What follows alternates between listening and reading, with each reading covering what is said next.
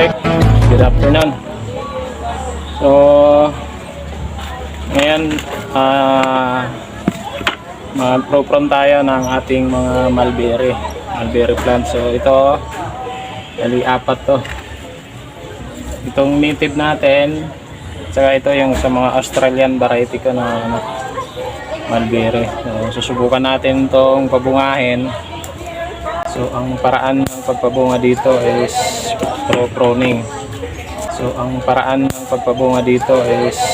pro-proning. Pag sinabing proning, kakalbuhin natin to. So, puputulan natin. So, number 1, itong sanga, itong main stem, so, putulin natin sa kalahati. Ayan. Itong pruner natin. So, yan. So, kaya natin pinuputol to kasi ito, yung mga talbos na, yun yung growth hormone niya. So, pag mayroon nitong mga talbos na gaano siya, na bilis siyang lumaki, tumataas. So, puputulin natin yan para mamunga siya. So, itong mga sanga yung kalahati rin natin.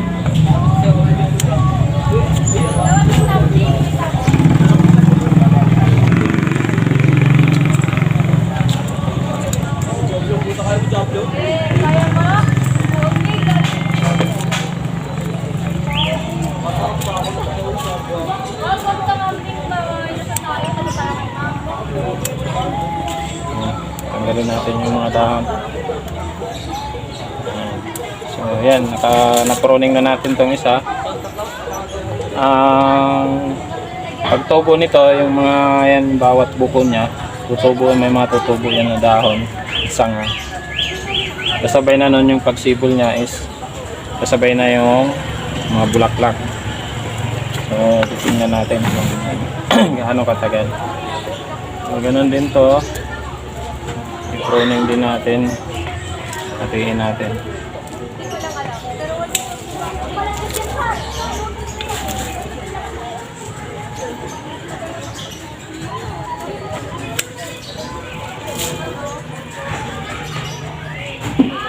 Pagbuhin rin to.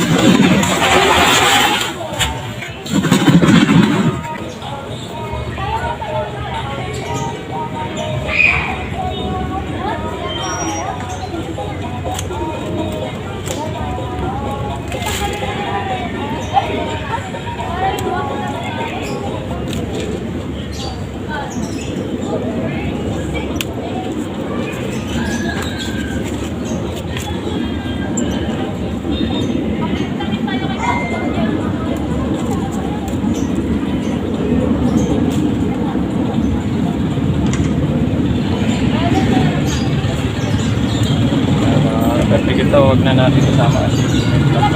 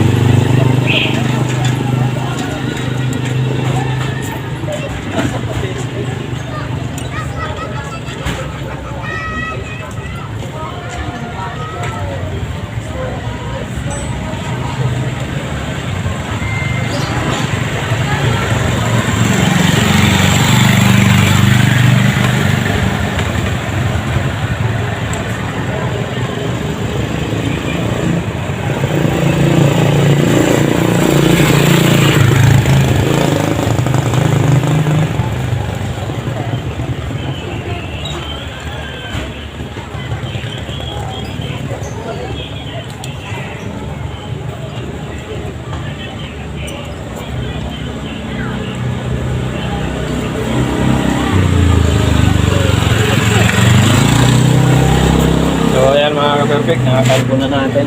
Tapos na yung pruning natin. So titingnan natin kung mga ilang araw yung kailangan na bago maglabasan yung mga bulaklak.